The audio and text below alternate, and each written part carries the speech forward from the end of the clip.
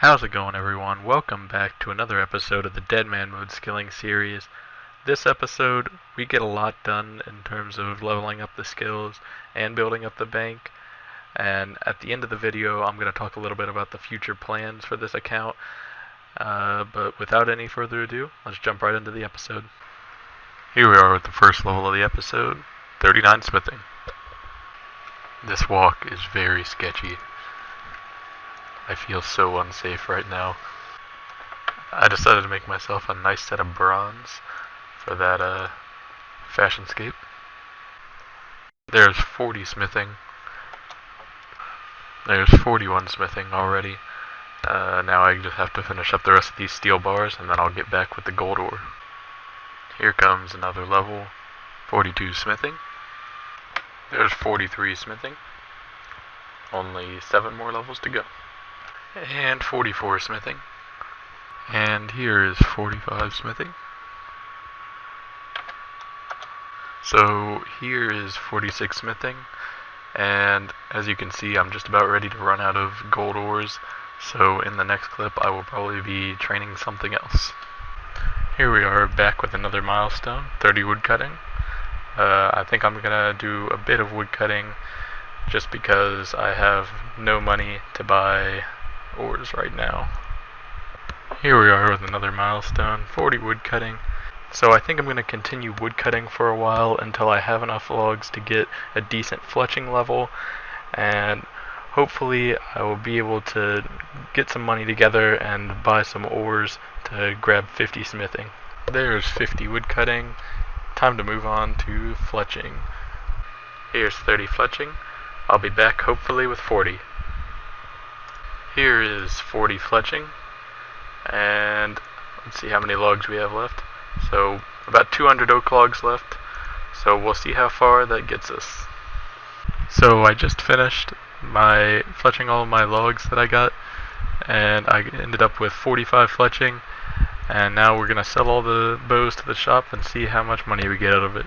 So it looks like we got just over 4K from selling all that stuff to the shop, and now we're going to go try to buy some gold ore or other types of ore to see if we can get that smithing level up. So I managed to get my hands on 63 more gold ore, and I got those by trading in gold bars at a 2-to-1 rate, so hopefully these ore will get me a level. So after this next gold ore here, we should get 47 smithing. There it is, only 3 more levels to go. And after quite the long grind, we finally get 60 woodcutting. I ran out of gold ores again, so I'm gonna just have to try to keep saving up money to buy more of those to get that 50 smithing out of the way, so then I can use all the rest of these mithril ore. Anyway, now I'm going to go ahead and fletch the rest of these oak logs and sell them to the general store once I get all those bows, and hopefully I can get some good money out of that. And here's 50 fletching. There's 55 fletching. I think now I'm going to stop fletching these oak logs and use the rest for fire making. And I will get back to you with some fire.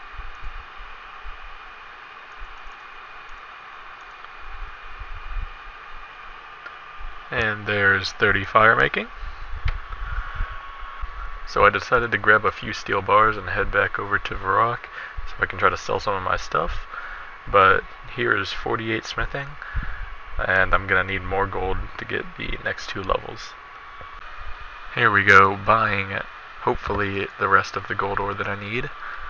And if you're wondering why I have so much money, it's because I finished selling all of the toad flax that I got from a random event, as well as the crushed nests that I got all from getting 60 woodcutting, and I ended up getting about 170k for the whole lot of those, because the ingredients for Sarah brews are extremely expensive in Deadman Mode, and that is making me a rich man.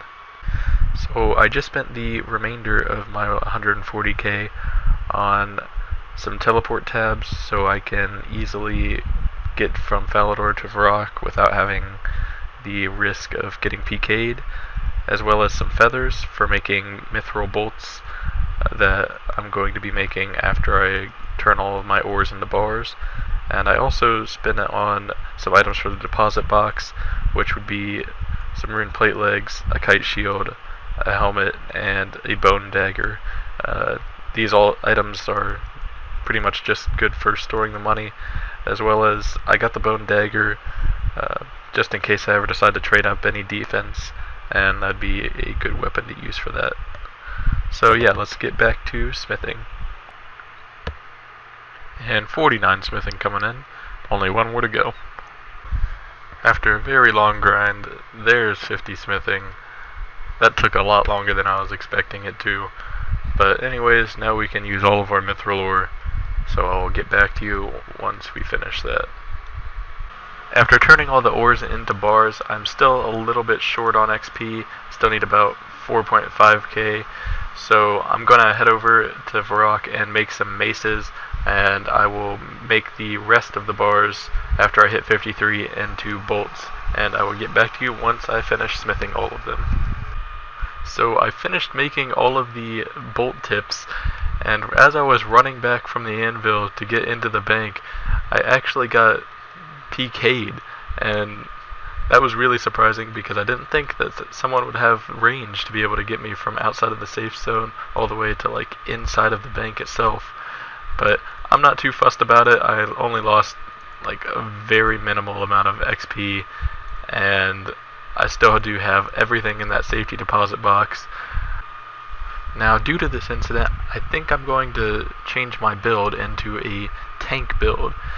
And basically, what's going to happen is, I'm no longer going to be level 3, but I will still continue to be a skiller, and I will be training only defense and hit points at the moment. And once I get enough levels for HP insurance, I'm going to insure the HP and then get some prayer levels. So basically, I'll be a lot harder to kill, but I'll still be maintaining that skiller aspect of the game, and I won't actually be able to like PK other people or anything.